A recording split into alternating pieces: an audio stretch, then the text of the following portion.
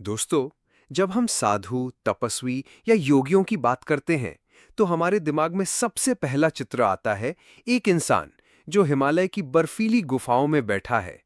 चारों तरफ बर्फ ही बर्फ, ठंडी हवाएं और भीतर गहरा ध्यान। उसके शरीर पर शायद केवल एक साधारण वस्त्र है, या कभी-कभी वो भी नहीं, और आंखें बंद हैं। वो साधु महीनों, सालों और कभी-कभी तो पूरी जिंदगी दुनिया से दूर रहकर तपस्या करता है। लेकिन यहां एक सवाल उठता है, क्या ये साधु भी आम इंसानों की तरह इच्छाओं और हवस से जूझते थे? अगर हां, तो वे उन इच्छाओं को कैसे मिटाते या नियंत्रित करते थे? क्या उन्होंने सचमुच अपनी काम वासना को पूरी तरह खत्म कर दिया था, या फिर उसे किसी और ऊर्जा में बदल दिया था?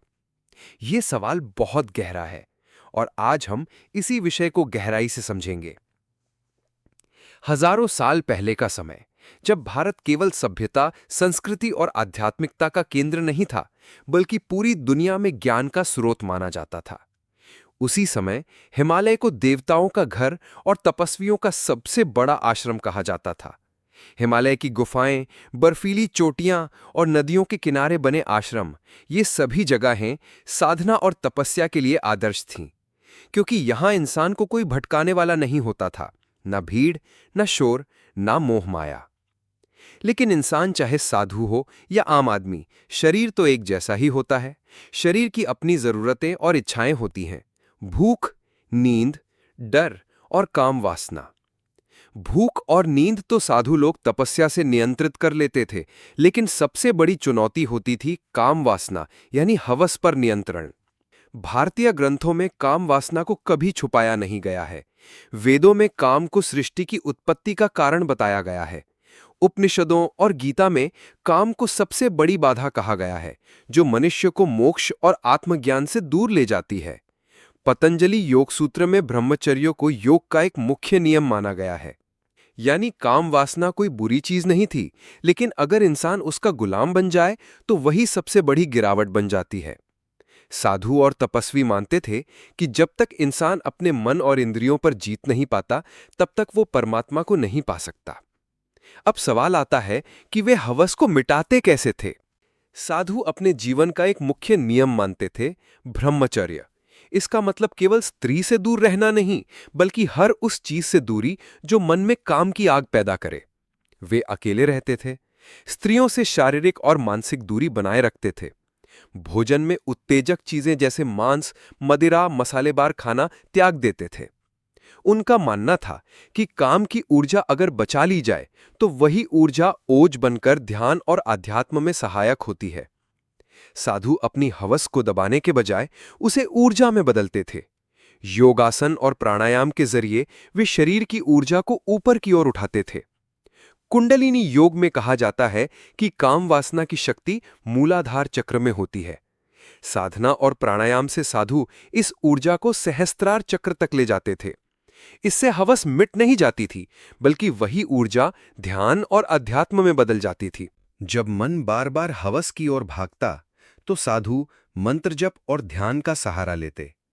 ओम नमः शिवाय या ओम मणिपद में हुम जैसे मंत्रों का लगातार जप, ध्यान में बैठकर सांसों पर नियंत्रण। ये अभ्यास मन को धीरे धीरे शांत कर देता था।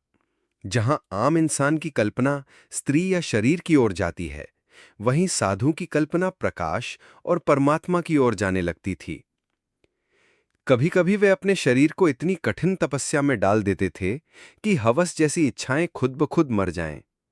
ठंडी बर्फ में खड़े होकर ध्यान करना, सालों तक मौन व्रत रखना, दिन में केवल एक बार सादा भोजन करना, इन तपस्याओं से उनका मन और शरीर इतना कठोर बन जाता था कि हवस जैसी इच्छाएं पास भी नहीं आती। अब यहां एक दूसरा पहलू भी है। भारत में दो मुख्य साधना मार्ग माने जाते थे: दक्षिण मार्ग, जिसमें ब्रह्मचर्य, संयम और योग के नियम; वाम मार्ग, जिसमें तंत्र साधना, मंत्र और कभी-कभी शारीरिक क्रियाओं का प्रयोग भी साधना का हिस्सा माना जाता था। कुछ तांत्रिक साधक मानते थे कि इच्छाओं को दबाना नहीं चाहिए, बल्कि उनका प्रयोग करके उन्हें जीतना चाहिए।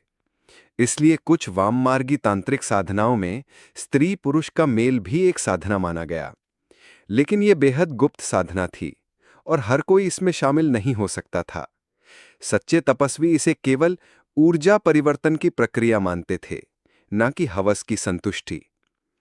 इतिहास गवाह है कि हर दौर में असली साधु और ढोंगी साधु दोनों रहे हैं।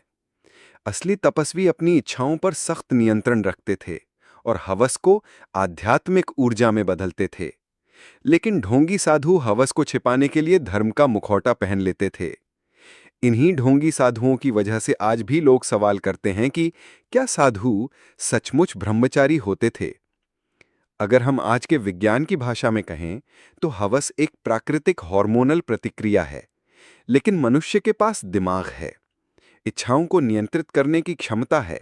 साधु यही करते थे, वे अपनी इच्छाओं को दबाते नहीं थे, बल्कि उन्हें एक बड़े लक्ष्य में बदल देते थे। आज की मनोविज्ञान भाषा में कहें तो यह है सब्लिमेशन, यानी इच्छाओं को किसी ऊंचे उद्देश्य में बदल देना।